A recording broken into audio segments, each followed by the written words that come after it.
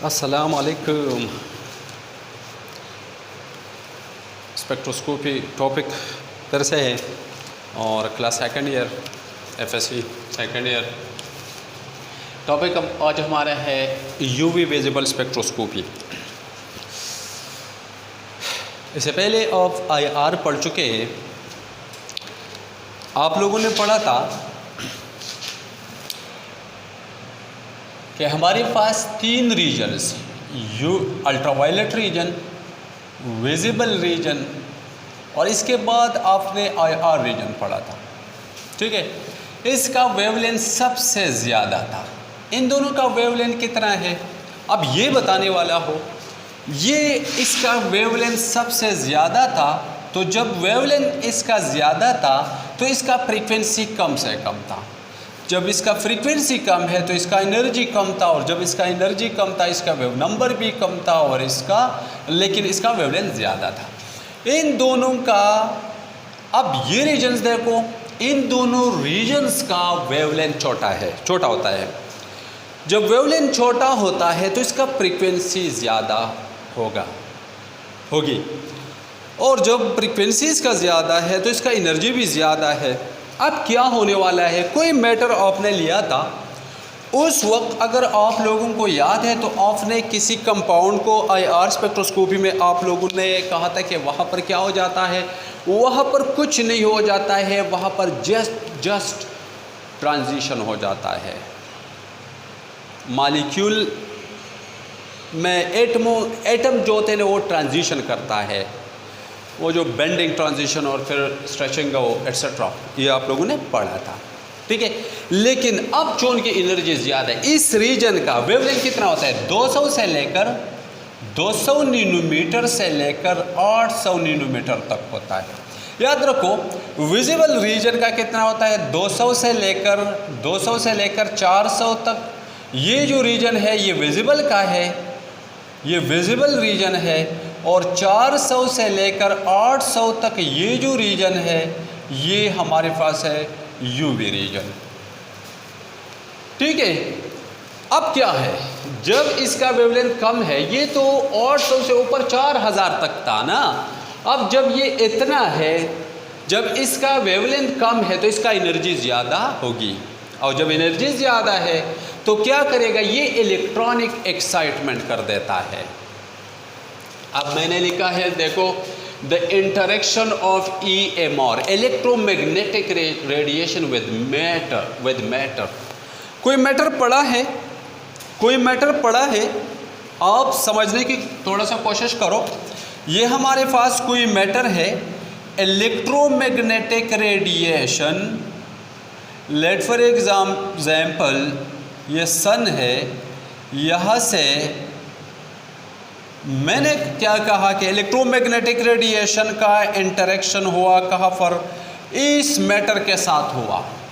लेकिन ये electromagnetic radiation कौन से रेंज वाले हो, ये रेंज वाले हो 200 से लेकर 800 नैनोमीटर वाले, जिसका वेवलेंथ इतना हो। जब ऐसे रेडिएशन, इसमें इन रेडिएशन में तो सारे शामिल होते हैं, तो ये वाली रेंज वाली ये मैटर एब्जॉर्ब करेगा। वो कौन सा रीजन, अल्ट्रावायलेट विजिबल स्पेक्ट्रोस्कोपी वाला रीजन होगा। यहाँ पर हम मुताले करेंगे ये वाली चीज़ें। ठीक है, तो ये रेंज वाला एब्जॉर्प्शन होगा। ठीक है, EMR with matter in the range from 200 to 800 nanometer is called ultraviolet visible spectroscopy। क्या है, कोई मसला नहीं है। इलेक्ट्रोमैग्नेटिक रेडिएशन आया, मैटर के साथ उनका इंटरेक्शन हुआ, ये तो है स्पेक्ट्रोस्कोपी। अब अगर ये रीजन यूवी रीजन वाले रेडिएशंस है, तब जाके इसको हम अल्ट्रावायलेट विजिबल स्पेक्ट्रोस्कोपी कहते हैं। स्पेक्ट्रोस्कोपी क्या है, रेडिएशन, इलेक्ट्रोमैग्नेटिक रेडिएशन का मैटर के साथ इंटरेक्शन को क्या कहते हैं, स्पेक्ट्रोस्कोपी कहते हैं। और अब अगर ये electromagnetic radiation ultraviolet visible region वाले रेज इसमें शामिल हो। अब वो रेज जो 200 से लेकर 800 नैनोमीटर तक वाली नैनोमीटर तक वेवलेंथ वाली रेडिएशंस हो, वो मैटर के साथ इंटरेक्शन करे तो फिर भी स्पेक्ट्रोस्कोपी है, लेकिन यूवी विजिबल स्पेक्ट्रोस्कोपी है। अब समझ आया होगा, कोई मसला तो नहीं होना चाहिए। ठीक है जी, तो ये हमारे पास मैंने कहा this region have high energy and can do electronic excitement. ये रीजन जो है इलेक्ट्रॉनिक एक्साइटमेंट करता है, लेकिन इससे पहले आपने इसका इंस्ट्रूमेंटेशन थोड़ा सा पढ़ना है। बहुत आसान है, याद रखो आपने इसको पेपर में नहीं लिखना है, जो एफएससी वाले हैं आपने नहीं लिखना है, लेकिन वैसे आप इसको लर्न करें ताकि थोड़ा सा तुम्हें आगे जाके आसानी हो। ये तुम्हारे कोर्स में शामिल नहीं है, ये इंस्ट्रूमेंटेशन है, कोई मसला नहीं है, आपने नहीं करनी चाहिए, लेकिन फिर भी ऑफ कर ले। पूरा का पूरा लेक्चर आज तो नहीं हो सकता है, यूवी विजिबल पर हम 3 लेक्चर्स करेंगे इंशाल्लाह, छोटे छोटे, बड़े 2 लेक्चर्स करेंगे, छोटे छोटे 3 करेंगे। तो देखो जनाब तुम्हारा क्या है, मैंने क्या लिखा है। इंस्ट्रूमेंटेशन इसका सबसे पहले पढ़ लेते हैं, फिर एब्जॉर्प्शन पढ़ेंगे, ठीक है, बेरलैम्बर्ट लॉ थोड़ा सा एक्सप्लेन कर देंगे, ठीक है। तो देखो हमारे पास इंस्ट्रूमेंटेशन में क्या होता है, आप सोर्स ले ले, सोर्स ऑफ रेडिएशन, जहाँ से क्या होता है, जहाँ से ये इलेक्ट्रोमैग्नेटिक रेडिएशन निकल रहे हो, जहाँ से अल्ट्रावायलेट विजिबल रीजन वाले रेडिएशंस निकल रहे हो। अकेले ये नहीं निकल रहे हैं, बहुत सारे निकल रहे हैं, लेकिन मैं कहता हूँ कि इस रीजन में ये वाले रेडिएशन जिसका 200 से लेकर 800 नैनोमीटर तक है तो एब्जॉर्प्शन करेगा। ठीक है, यहाँ से ये इस स्लिट से हम इसको पास करेंगे। आगे जाके ये जो प्रिज्म आपको नज़र आता है, दिस प्रिज्म, दिस इज़, अगर मैं इसको मोनोक्रोमेटर कहो तो नो प्रॉब्लम। मोनोक्रोमेटर को, पॉलीक्रोमेटिक को मॉलीक्रोमेटिक लाइट में तब्दील कर देता है, एक ही डायरेक्शन में कर देते हैं, कलर को स्प्लिट कर देते हैं, फिर एक ही कलर। अब अगर देखो पॉलीक्रोमेटिक ये है कि अब वाइट रेडिएशन, जो वाइट लाइट जो आ रहा है, लेकिन फॉर एग्जांपल ये लाइट है, विजिबल की बात में अगर करो तो जब वो आ रहा है, आप पर पड़ रहा है, तो इसमें 7 कलर शामिल होते हैं, जिसको आप वेब जियोर, अगर आप लोगों को याद है, violet, indigo, blue, green, yellow, orange, red. लेकिन मोनोक्रोमेटर जब इसके रास्ते में हम जब इसको मोनोक्रोमेटर से गुजारा जाता है तो इसको 7 रेडिएशन में तकसीम कर देते हैं। ठीक है, तो ये वैसे मैंने गलत बनाया है, ये ऐसे नहीं बनाना चाहते, लेकिन मैंने वैसे दिखाया है कि ये 7 कलर उनने बनाए हैं। ठीक है, मेरे साथ इतने मार्कर नहीं थे, उनने वो स्पेसिफिक कलर्स मौजूद थे मेरे पास। ठीक है, तो 7 कलर में डिवाइड कर देता है। अब ये कलर आगे जाके तुम्हारे पास 2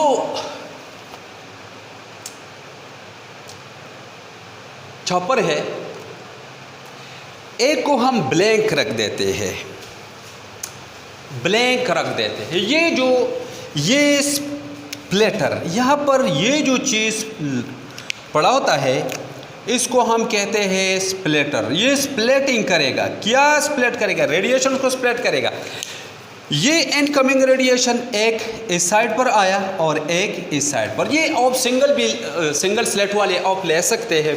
ठीक है, अब ये जो इनकमिंग रेडिएशंस है ये इससे गुजरेगा, क्योंकि ये ब्लैंक है, इसमें आप वाटर भी रख सकते हैं, वाटर से भी पूरा के पूरा ट्रांसमिटेंस हो जाता है।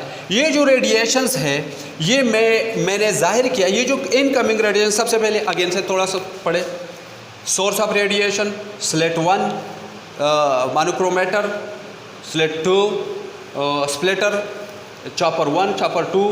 ठीक है, यहाँ पर इनकमिंग रेडिएशन, ये जो इनकमिंग रेडिएशन है इसको मैंने एब्जॉर्प्शन, ये this is also known as absorption, ये मैंने एब्जॉर्प्शन, तो ये एब्जॉर्ब करेगा। आगे जाके ये निकला जो है ये सारा के सारा निकला, कोई चीज़ यहाँ पर एब्जॉर्ब नहीं हुआ, क्योंकि ये क्या है, क्योंकि ये क्या है, ये खाली है ना। ठीक है, अब क्या होने वाला है, ये रेडिएशंस अब इस स्लिट में से जो गुजरा इसमें सैंपल पड़ा है, जो सब्सटेंस जिसको आप यूवी स्पेक्ट्रम मालूम करना चाहते हैं वो आपने इसमें रखा। समझने की थोड़ा सा कोशिश करो, मुश्किल नहीं है, ठीक है। इसमें आपने रखा तो अब क्या होने वाला है, यहाँ पर कुछ एब्जॉर्प्शन हुआ, ठीक है। यहाँ पर कुछ एब्जॉर्प्शन हुआ तो जो रेडिएशन एब्जॉर्ब हुए वो सैंपल ने एब्जॉर्ब किए, कुछ तो निकल ही गई ना, सारे तो नहीं एब्जॉर्ब हो सकते। एब्जॉर्प्शन तो 100% नहीं है, कुछ तो ट्रांसमिटेंस भी हो रहा है। तो उस ट्रांसमिटेंस को अभी मैंने आई से जाहिर किया है, इसको आई नॉट और इसको सिर्फ आई से जाहिर कर देते हैं। तो ये दोनों वापस आके डिटेक्टर से रेड आउट डिवाइस, और रेड आउट डिवाइस से अगर मैं इसको थोड़ा सा यहाँ बनाऊँ तो यहाँ पर फिर आपको पीक मिलने वाले हैं। कुछ इस तरह पीक आपको मिलेगा ज़रूर, मैंने गलत बनाया है। आपको यहाँ पर फिर रेड आउट डिवाइस के बाद आपको पीक मिलेगा, वो आप ग्राफ के ज़रिए हम बनाएंगे, नेक्स्ट लेक्चर में वो करेंगे, ठीक है। तो मैंने क्या कहा, अगेन से ज़रा सुनिए। इंस्ट्रूमेंटेशन में क्या होता है, हमारे पास सोर्स ऑफ रेडिएशन होता है, यहाँ पर स्लेट होता है ताकि रेडिएशन एक ही सिमत हो जाए। फिर यहाँ पर मोनोक्रोमेटर यहाँ पर रखा गया है, मोनोक्रोमेटर से जब पॉलीक्रोमेटिक लाइट पास हो जाता है तो मोनोक्रोमेटिक लाइट में तब्दील हो जाता है, फिर अनदर स्लेट से गुजारा जाता है। फिर यहाँ पर स्प्लिटर रखा होता है जो दो रास्तों में इनकमिंग रेडिएशन को दो रास्तों में डिवाइड कर देते हैं। एक रास्ता वो है, एक बाज़ हाफ रेडिएशन खाली टैंक में से गुजारा जाता है और हाफ सैंपल में से गुजारा जाता है। जो खाली होता है तो वो तो सारे के सारा ट्रांसमिटेंस करता है, कोई एब्जॉर्प्शन नहीं होता है। लेकिन यहाँ पर कुछ एब्जॉर्प्शन होता है और कुछ transmittance.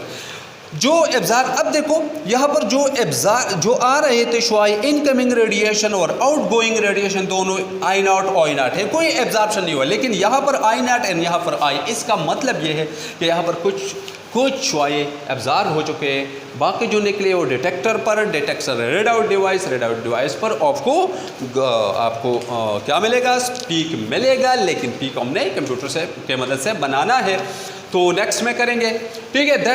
This is called instrumentation of UV spectroscopy. मसला नहीं होना चाहिए, थोड़ा सा रिपीटेशन कर देता हूँ। क्या है, हमारे पास 200 से लेकर 800 नैनोमीटर तक ये जो जगह होता है ये विजिबल अल्ट्रावायलेट विजिबल स्पेक्ट्रोस्कोपिक है। 200 से लेकर 400 तक ये जो रीजन है, सॉरी ये मैंने गलत बनाया है, ये विजिबल यूवी है और ये विजिबल है, ठीक है। बहुत सॉरी, ठीक है।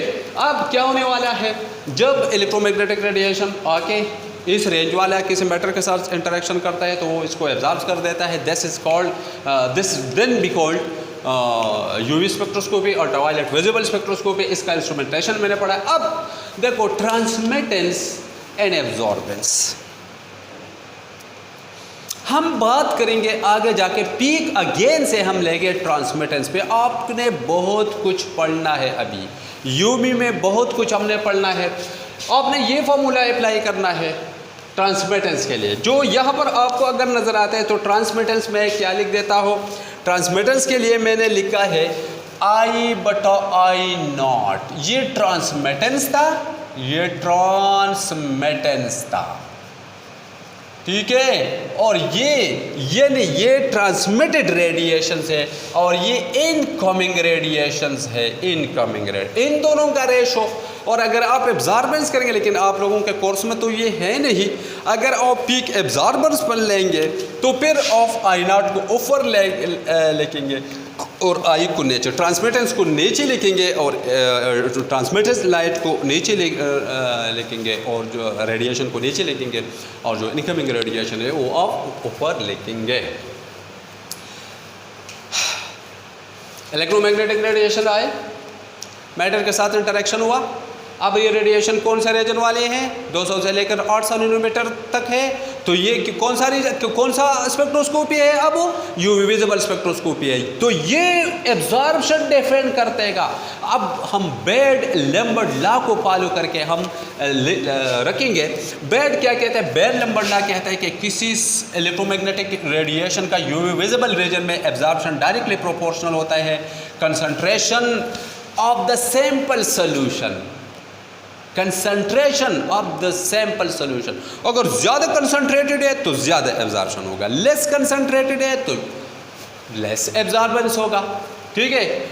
ऑल्सो डिपेंड करता है किस चीज़ पर, पाथ लेंथ पर। सैंपल कितना आपने बनाया है, बड़ा है या छोटा है। अगर थोड़ा सा लिया है तो थोड़ा सा एब्जॉर्प्शन होगा, जाहिर बात है, और अगर ज़्यादा बनाया है तो ज़्यादा एब्जॉर्प्शन होगा। ठीक है जी। अब क्या है, बेल नंबर लॉ क्या कहता है कि absorption of substance directly proportional to what, directly proportional to concentration, absorption directly proportional path length, directly proportional CL दोनों को इकट्ठे किया तो अब A is equal to ECL। अब क्या है, ये है हमारे पास एब्जॉर्बेंस, ये हमारे पास है मोलर एब्जॉर्बिविटी। मैंने यहाँ पर लिखा है कि नहीं लिखा है, लिखा है मोलर एब्जॉर्बिविटी है। ये हमारे पास है कंसंट्रेशन ऑफ द सॉल्यूशन, और ये है पाथ लेंथ। ठीक है। ये डिपेंड करता है ये इन चीज़ों पर। जब एब्जॉर्प्शन तो हुआ, अब एब्जॉर्प्शन हुआ तो कौन सा एक्साइटमेंट तुम्हें मिलने वाली है, डरने की ज़रूरत नहीं है। ये आज वाला टॉपिक नहीं है, ये कल करूँगा, आज थोड़ा सा मैंने सिर्फ लिखा है। या तो होगा इलेक्ट्रॉनिक एक्साइट, जब ये एब्जॉर्प्शन होता है तो sigma two sigma star excitement of electron हो जाता है, पाई टू पाई स्टार हो जाता है, N टू सिग्मा स्टार हो जाता है, and N to pi star हो जाता है। N टू पाई स्टार भी पॉसिबल है, N टू पाई स्टार करेंगे, डरने की ज़रूरत नहीं है, मुश्किल नहीं है। इंशाल्लाह बहुत सारी चीज़ें जो 2 लेक्चर्स है UV विजिबल स्पेक्ट्रोस्कोपी के बारे में, मैं नेक्स्ट लेक्चर में जाके वो करूँगा, आपको बहुत ज़्यादा वाज़ेह हो जाएगा, आपको कोई मसला नहीं होगा। आज आपने सिर्फ इतना समझना ही है, और ज़्यादा आप कुछ कर नहीं सकते हैं। जो नेक्स्ट लेक्चर में करूँगा आपको एग्जैक्ट पता चलेगा कि UV विजिबल स्पेक्ट्रोस्कोपी का तो इम्पोर्टेंस इतना है जितना IR का था। Thank you. नेक्स्ट लेक्चर के साथ फिर से मुलाकात होगी। सी यू। अस्सलाम वालेकुम।